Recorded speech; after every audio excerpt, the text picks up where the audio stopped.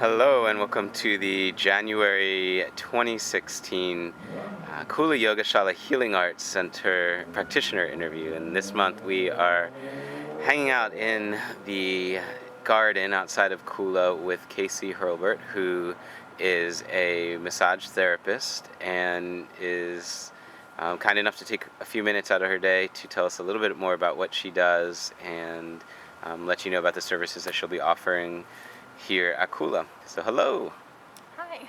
And also, full disclosure, Casey is a recent graduate of our teacher training program, and so she's also newly a yoga teacher. And one of the questions that I want to ask you that ultimately we'll get to is just how your yoga practice informs your body work. It's just an area that I'm really interested in, those intersections and overlaps.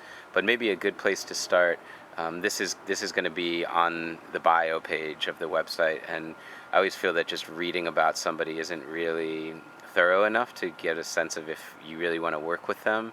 So the intention with this is just to give people a chance to get to know you, feel your energy, what you're about, what the work is like, and hear it from you. So maybe if you could give people just a little background about what kind of work you do, that would be a good start.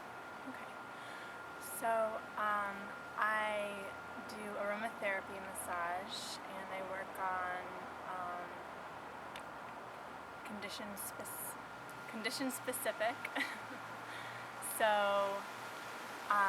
it's really important to me for our clients to feel heard and to have a good understanding of what's going on in their bodies so that they feel empowered to take charge of their own health and understand that they have control over feeling good in their bodies. I'm there to help, but ultimately they have the power to feel good with their own postures and like repetitive movements and stretches they can do throughout the day to counteract those postures and things like that. Kind of like catch a man a fish versus teach a man to fish. Yeah. So when you say it condition specific, so your approach, is it more therapeutic? It is therapeutic, but it's also, I like to think of it as relaxing. Like, I don't like to hurt people. I know some people say it hurts so good, and I think that's okay, but sometimes I think people expect to feel pain, and they think they have to feel pain in order to feel better, and I'm not interested in that. When did you start doing massage therapy? In 2011, I lived in North Carolina, and it was really serendipitous how I came to this school, and it's a really awesome school called Needed Energy, and it was a year-long program, and I got introduced to a lot of different modalities just kind of on the surface to see what I liked, and my favorite kind of extra modality to incorporate into massage was aromatherapy. Because it's like the most direct, like, I don't know, like access to your brain. So, and I believe that our brains have a lot to do with how we hold the tension in our bodies. So I think aromatherapy is a really helpful tool in trying to relieve the holding patterns and the pain that we feel. Are there specific oils that you work with more frequently? Well, I make blends. Oh, cool. Sweet. And I have a blend that's primarily for relaxation, each one has 3 different essential oils in it. Okay.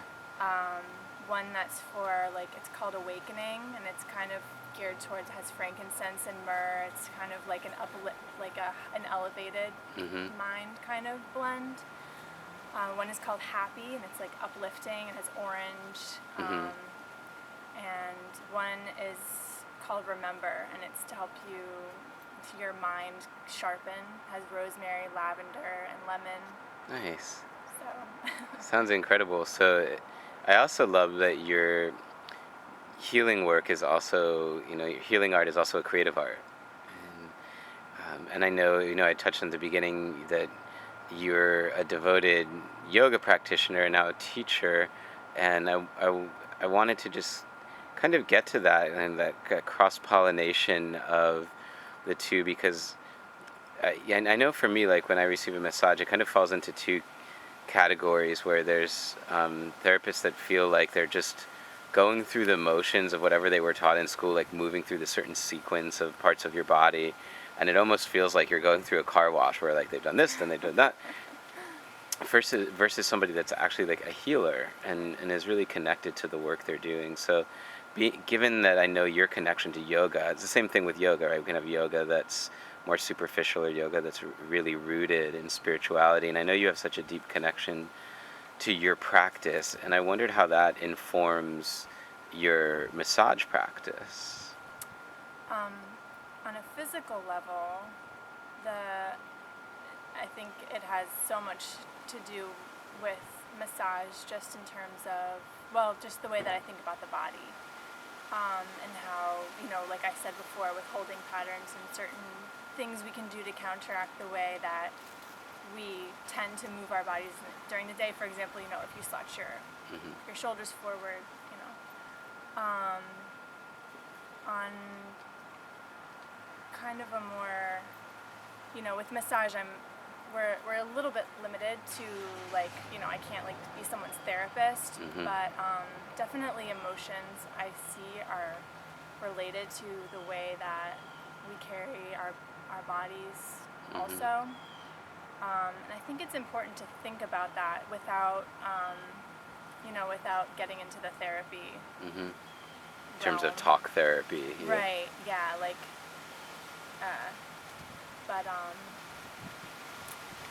yeah,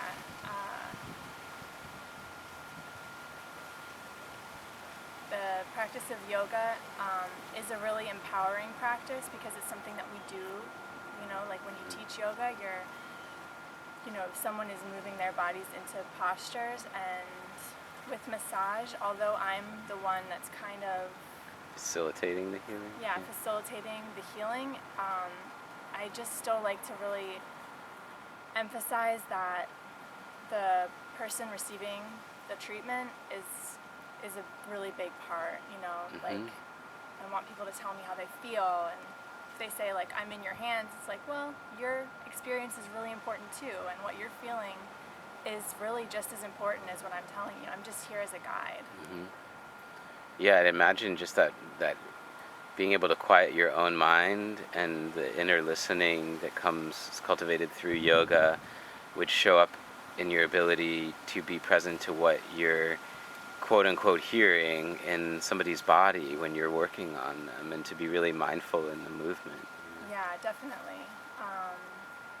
Definitely. If somebody's watching this and just trying to discern, should I go work with you? Could you help me with this or that? What, is there a certain area of specialty or a certain type of condition? You said condition specific, so I'm just wondering if somebody's going yes, this is exactly what I need, or it's more general. Yeah. I wouldn't want to say I only do one specific thing, but I do think one thing that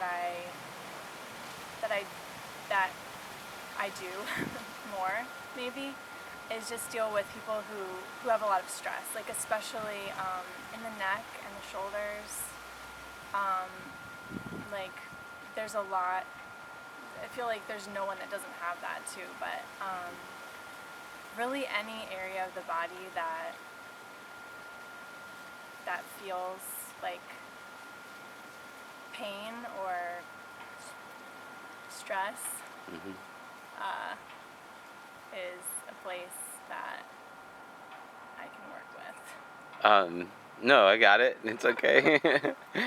Yeah, it gets a little more general, but that's fine. I mean, and last thing is I just want to thank you for being at Kula and bringing your practice here, because it's really important to me that it's more than just go get a massage in and out kind of thing. That's really connected spiritually, and I know you embody that, and that's the place you work from at the level of intention. So thank you.